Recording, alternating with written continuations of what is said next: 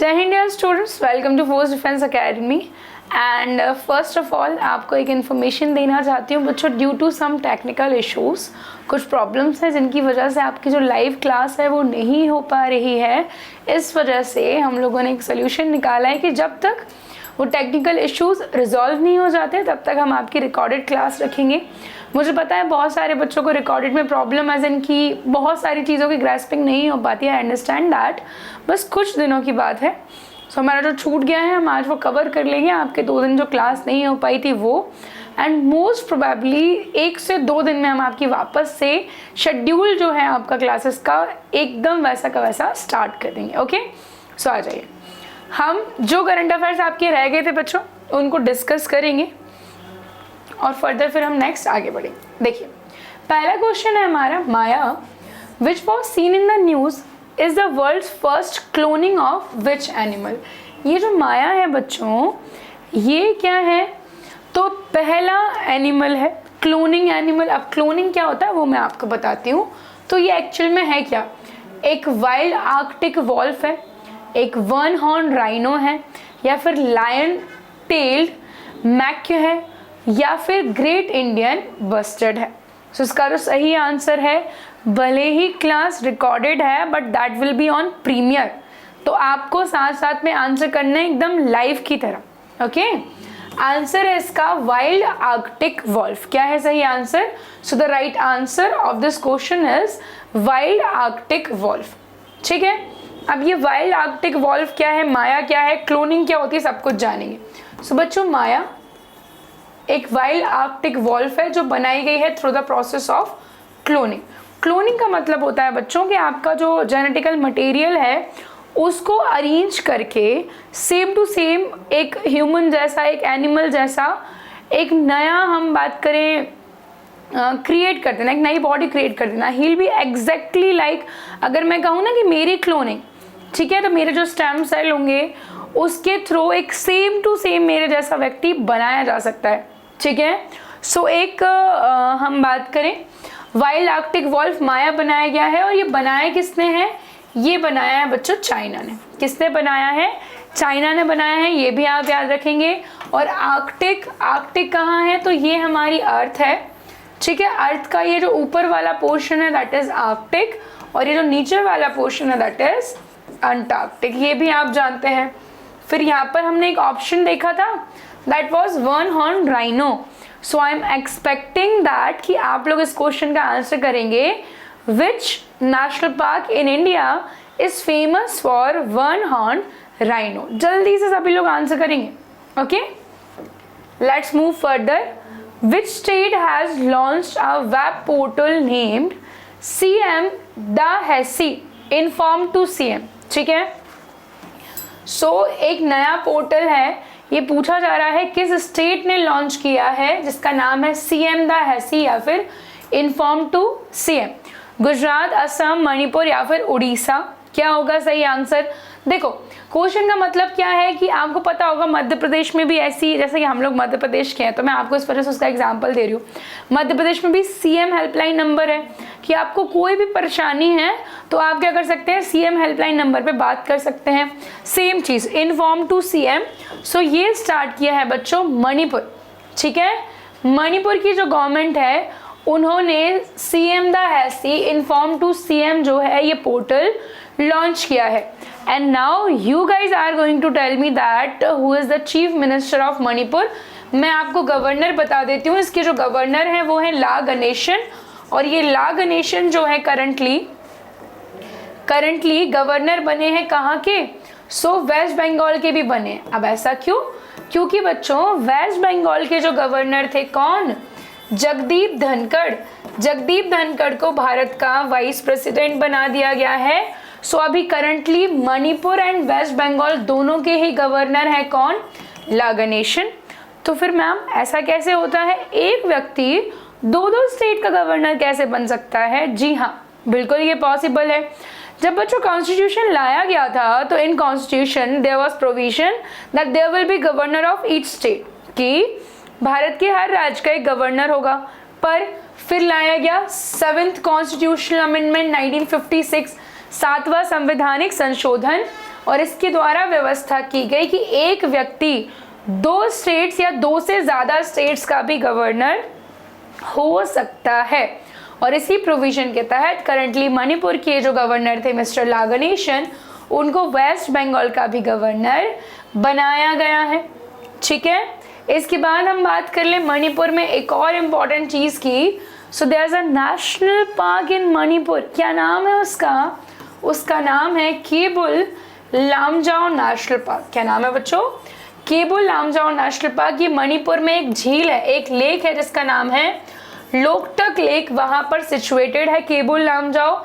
And why is it famous? Because it is the only floating national park. Bharat का एकमात्र तैरता हुआ राष्ट्रीय उद्यान जो है मणिपुर के लोकटक लेक के ऊपर केबुल लामजाओ नेशनल पार्क है। ओके, देन आफ्टर हम बात करेंगे असम की। सो असम में इंडिया का लार्जेस्ट ग्रीन हाइड्रोजन प्लांट लगाया गया है असम के जोरहट में। ठीक है, एंड असम में 7 नेशनल पार्क्स हैं बच्चों, और साथ ही साथ में इसके जो 2 नेशनल पार्क्स हैं वो नए बने हैं, मतलब पुराने 5 हैं और 2 नए बने हैं। तो 2 नए कौन कौन से बने हैं वो मैं आपको बता देती हूँ। सो 2 नए में पहला है कौन सा? मैं अगेन कह रही हूँ, आंसर करना है आपको। पहला है रायमोना और दूसरा है दिहांग पटकई। तो मैम पुराने कौन से हैं? तो एक है डिब्रू साइखोवा, एक है ओरंग, दूसरा है मानस, तीसरा है नामेरी, एंड 5th आपको मिलेगा कौन सा? कांजीरंगा। और मैंने अभी आपसे पूछा था असम का एक नेशनल पार्क कांजीरंगा जो किस लिए फेमस है? It is famous for one horned rhino, एक सींग वाले गेंडे के लिए। ठीक, फिर गुजरात की अगर हम बात करें तो सेमीकंडक्टर पॉलिसी इशू करने वाला, सेमीकंडक्टर अर्धचालक होते हैं, है ना, सेमीकंडक्टर पॉलिसी को इशू करने वाला पहला स्टेट गुजरात है। गुजरात में हमारे 36 नेशनल गेम्स जो हैं वो होने वाले हैं, है ना। और इसका जो मैस्कट है, जो शुभंकर है, वो क्या है? सावज है। ये भी आप याद रखेंगे। फिर मैं कहूँ खेलो इंडिया यूनिवर्सिटी गेम्स, तो ये बेंगलोर में हुए थे। खेलो इंडिया यूथ गेम्स, तो ये हरियाणा में हुए थे। फिर हम बात कर लेते हैं उड़ीसा की। सो उड़ीसा जो है, the capital of Orissa is Bhubaneswar and there are 2 national park, Bhitarkanika and Simlipal. Okay, let's move further. Astana is the new capital of which country? Astana जो है वो किस देश की कैपिटल है? बताओ, अस्ताना किसकी कैपिटल है? तो मैंने कई बार जब भी आपको पढ़ाया है 5 सेंट्रल एशियन कंट्रीज, 5 कंट्रीज जिनको कंबाइनली सेंट्रल एशियन कंट्रीज कहा जाता है। सो उनमें से एक कंट्री जिसकी कैपिटल है Astana, and that is Kazakhstan. ठीक है, कजाकिस्तान की कैपिटल इज अस्ताना। और कजाकिस्तान न्यूज़ में क्यों था वो आप मुझे बताएंगे। फिर आपको यहाँ पर दिख रहा होगा उज्बेकिस्तान। तो उज्बेकिस्तान में अभी G20 नहीं, SCO समिट कहाँ हुआ है? उज्बेकिस्तान के समरकंद में हुआ है 2022 का। और मुझे बताते हुए अत्यंत ही हर्ष हो रहा है कि 2023 का जो SCO समिट है वो भी इंडिया में होगा, और 2023 का जो G20 समिट है वो भी इंडिया में होगा। इन 2023 इंडिया जो है G20 as well as SCO दोनों के ही जो कॉन्फ्रेंसेस हैं उनको होस्ट करने वाला है। ओके, एंड उज्बेकिस्तान की कैपिटल क्या है बच्चों? So the capital of Uzbekistan is Tashkent. And next अगर मैं बात करूं, सो अफगानिस्तान की जो कैपिटल है that is Kabul, and Turkmenistan की कैपिटल आप मुझे जल्दी से कमेंट सेक्शन में बताएंगे। ओके, नेक्स्ट देखते हैं। India, UAE and France held the first trilateral foreign ministers meeting in which city? Question पूछा है भारत, संयुक्त अरब अमीरात और फ्रांस ने किस शहर में अपनी पहली त्रिपक्षीय विदेश मंत्रियों की बैठक आयोजित की है? सो आपके ऑप्शंस हैं न्यू दिल्ली, दुबई, न्यूयॉर्क या फिर पेरिस। क्या होगा सही आंसर? सो सही आंसर होगा न्यूयॉर्क। क्या होने वाला है सही आंसर? न्यूयॉर्क में इंडिया, यूएई क्या है? यूनाइटेड अरब एमिरेट्स और फ्रांस, ठीक है, इनकी ट्राइलेटरल मतलब त्रिपक्षीय, 3 लोग हैं ना, मीटिंग हुई है न्यूयॉर्क में। और न्यूयॉर्क कहाँ है भैया? तो न्यूयॉर्क तो अमेरिका में है मैम, है ना। अब मुझे इंडिया और यूएई से कुछ याद आ गया। I2U2 याद है आपको? सो I2U2 में कौन कौन है? इंडिया है, जल्दी बताओ कौन है? इजराइल है, यूएई है और यूएस है, ठीक है। देन आफ्टर न्यूयॉर्क की अगर मैं बात करूं बच्चों, तो New York is not the capital of America, it is the city of America. क्या? America as an USA. और न्यूयॉर्क में बड़े ही फेमस हेडक्वार्टर सिचुएटेड हैं। तो सबसे पहले तो यूनाइटेड नेशन ऑर्गेनाइजेशन, और इसके जो 6 ऑर्गन हैं, 6 अंग, कौन कौन से?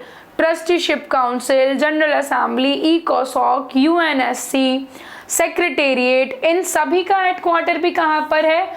न्यूयॉर्क में है। पर इन 6 अंगों में से एक इंटरनेशनल कोर्ट ऑफ जस्टिस, अंतर्राष्ट्रीय कोर्ट का हेडक्वार्टर कहाँ पर है? हेग, नीदरलैंड में है ना।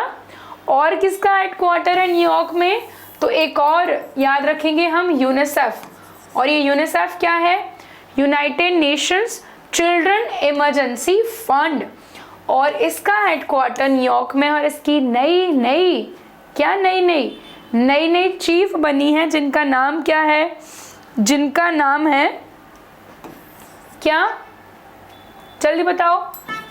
Catherine M Russell. क्या नाम है? कैथरीन एम रसेल इनका नाम, ओके।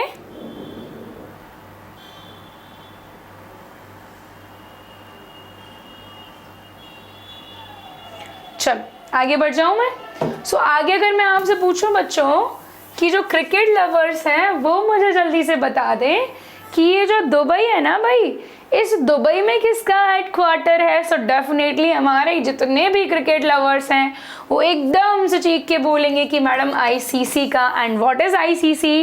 International Cricket council.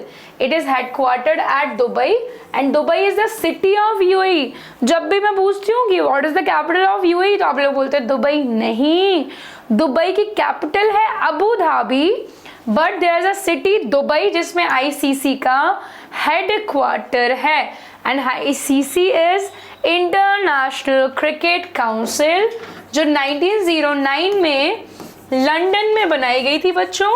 और लंदन के बाद 2005 में इसका हेडक्वार्टर दुबई में शिफ्ट किया गया है। और क्या आपको पता है दुनिया का सबसे पुराना क्रिकेट क्लब जिसका नाम क्या है? मैरीलेबॉन क्रिकेट क्लब। मेलबर्न नहीं बोल रही हूँ, Melbourne is the city of Australia. Marylebone cricket club is the oldest cricket club in the world, जो कि कहाँ पर है? लंदन में। ऑलमोस्ट 300-400 ईयर्स पुराना है वो, ठीक है। नेक्स्ट हम बात करेंगे पेरिस। पेरिस जो कि कैपिटल है किसकी? पेरिस कैपिटल है बच्चा फ्रांस की। किसकी कैपिटल है? Paris. So Paris is the capital of France, okay. So अगर मैं आपसे ये पूछूं कि पेरिस में कौन कौन से हेडक्वार्टर्स हैं, so just let me know how many headquarters are there in the Paris. So first of all UNESCO का हेडक्वार्टर भी कहाँ है? पेरिस में है। And what is UNESCO? तो आज तो तुम लोगों को अच्छा मौका मिल गया है कि सारे आंसर्स मैम ही देंगी, हमको तो आंसर देने नहीं है। बट भले ही मैं सारे आंसर्स दे रही हूँ, मैं आंसर्स दे इसलिए रही हूँ कि हो सकता है कुछ बच्चे जो डेली नहीं आते वो भी इस क्लास को देखें, पर आपको अपने आंसर कमेंट सेक्शन में लिखना है। दैट मीन्स लिखना है, that's it. United Nations Educational, Scientific and Cultural Organisation 1945 में ये बना था and it is headquartered at Paris. और इसकी जो चीफ है she is Audrey Azoulay, okay. Then after एक और हेडक्वार्टर है यहाँ पर FATF, Financial Action Task Force. ये जो है बच्चों anti corruption and anti terrorism organisation है, पेरिस में है। और टी राजा कुमार जो कि सिंगापुर के हैं वो इसके चीफ हैं। फिर एक और ऑर्गेनाइजेशन है यहाँ पर, that is OECD, organisation of economic corporation and development, ठीक है। सो इसका हेडक्वार्टर भी कहाँ पर है? पेरिस में है। यूरोपियन स्पेस एजेंसी का हेडक्वार्टर भी पेरिस में है। तो अब आप लोग मुझे ये बता देंगे, Interpol that is international police, इसका हेडक्वार्टर कहाँ पर है? जल्दी से बताओ, फटाफट से बताना, इसका हेडक्वार्टर कहाँ पे है?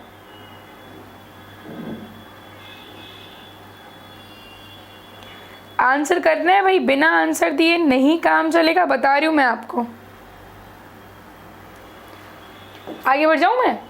Which Indian city is the host of Global FinTech Conference in 2022? पहली बात तो FinTech सुन लो कि FinTech क्या होता है।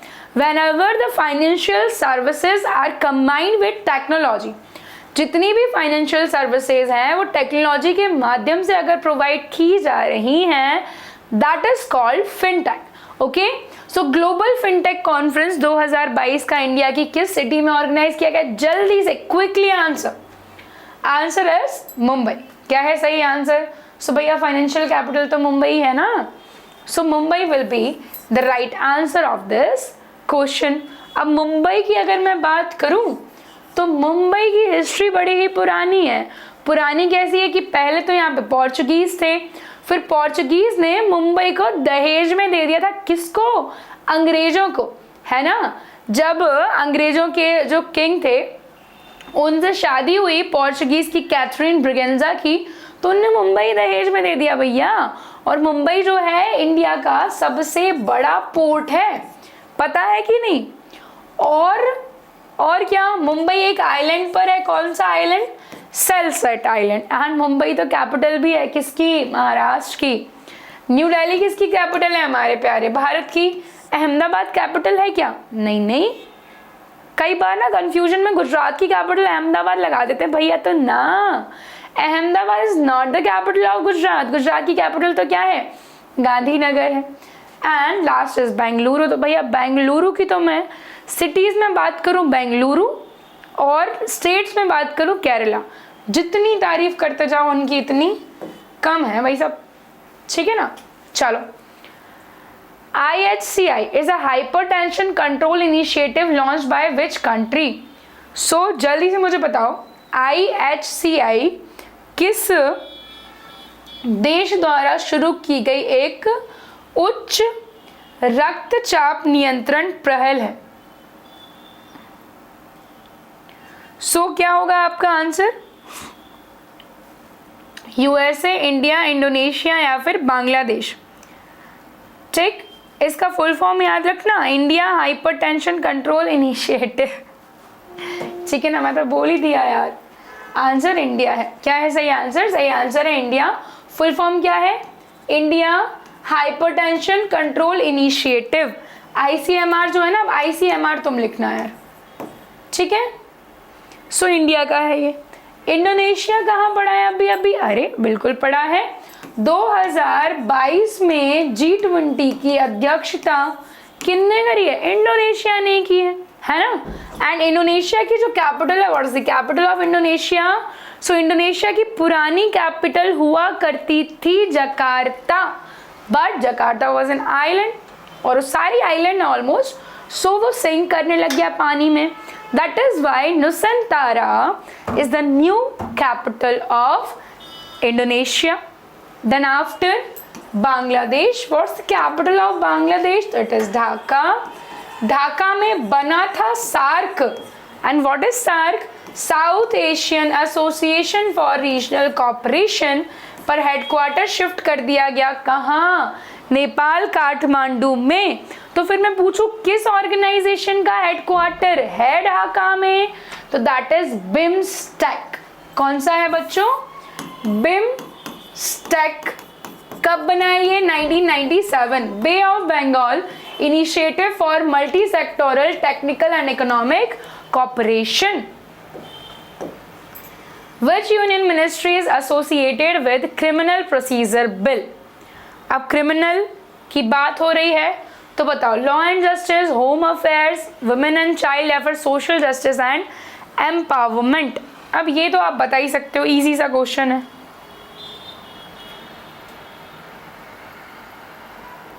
है कि नहीं? Easy answer will be ministry of home affairs, है ना। मुझे पता है तुम सब लॉ इंडस्ट्रीज आंसर कर रहे होगे, बिल्कुल जानती हूँ मैं इस चीज़ को, but answer ministry of home affairs है। ठीक, नेक्स्ट देखते हैं, विच institution has unveiled a detailed framework for social stock exchange. अब स्टॉक मार्केट तो सब समझते ही है, ठीक है।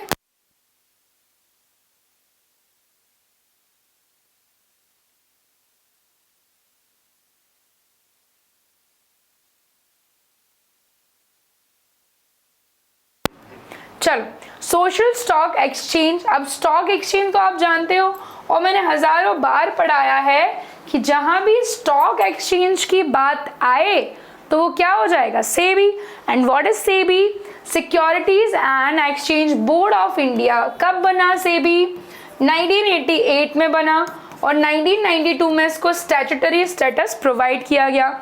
और स्टैट्यूटरी यानी कि सांविधिक किसको बोलते हैं, जिसको एक एक्ट के माध्यम से स्थापित किया गया हो। And current chief of SEBI कौन है? तो she is Madhabi Puri Buch. And earlier we have already discussed about the constitutional bodies, statutory bodies and executive bodies. तो आई होप आपने वो वीडियो देखा होगा। देन आफ्टर मैं अगर बात करूँ आरबीआई की, so this is reserve bank of India, जिसको 1 अप्रैल 1935 में एस्टैब्लिश किया गया था, but on the recommendation of Hilton young commission. RBI का पहले हेडक्वार्टर कोलकाता में था मेरे भाई, 1937 में हेडक्वार्टर मुंबई शिफ्ट किया गया। आरबीआई के पहले गवर्नर थे ऑसबोर्न स्मिथ, पहले इंडियन गवर्नर थे CD Deshmukh and current governor कौन है? Doctor Shaktikanta Das. Okay, then what is NITI Aayog? Constitutional है, स्टैट्यूटरी है या एग्जीक्यूटिव है? तो मैम एग्जीक्यूटिव है। क्यों? क्योंकि कैबिनेट के एक रेजोल्यूशन से बनाई गई है। फुल फॉर्म क्या है? National institution for transforming India 1 जनवरी 2015 को बनी है।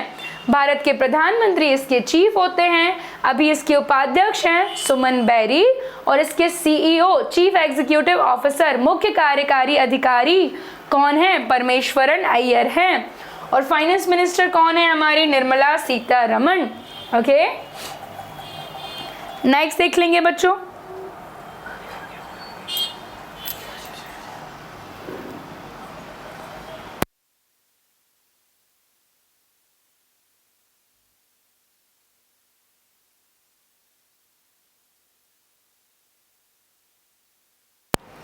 Scale app, which was launched recently, provides skill development solution for employees of which field? Scale application किस फील्ड के लिए है बच्चों? टेक्सटाइल, ऑटोमोबाइल, लेदर या फिर इलेक्ट्रॉनिक्स। अच्छा, पता है जब भी मैं ये वर्ड पढ़ती हूँ इलेक्ट्रॉनिक्स, तो मेरा मन करता है तुमसे पूछूं कि भैया इलेक्ट्रिक्स और इलेक्ट्रॉनिक्स में क्या डिफरेंस होता है? तो इलेक्ट्रिक का मतलब होता है बच्चों इलेक्ट्रिक अप्लायंसेस हम बोलते हैं, है ना। जब भी करंट का use in the form of energy किया जाता है, जैसे कि AC for cooling, refrigerator for cooling, heater तो जो आपको टेम्परेचर को ज़्यादा करने के लिए, ठीक है, पंखा जस्ट रोटेट, इन सब में करंट का use in the form of energy किया जा रहा है, कुछ एनर्जी, ठीक है। So that is called electric. और वहीं इलेक्ट्रॉनिक क्या होता है? तो भैया इलेक्ट्रॉनिक डिवाइसेस होते हैं, अप्लायंसेस नहीं, डिवाइसेस। जब भी करंट का use to transmit the data, to transmit the information हो, जैसे कि मोबाइल, मैसेज इधर से उधर, फोटो इधर से उधर, लैपटॉप, कंप्यूटर, ठीक है। सो ये सब कहलाते हैं इलेक्ट्रॉनिक्स। इस क्वेश्चन का जो आंसर है वो तो बता दूं मैं आपको, इस क्वेश्चन का आंसर है बच्चों लेदर। क्वेश्चन का आंसर क्या है? Leather. Scale application is related with the leather. Okay, let's move further.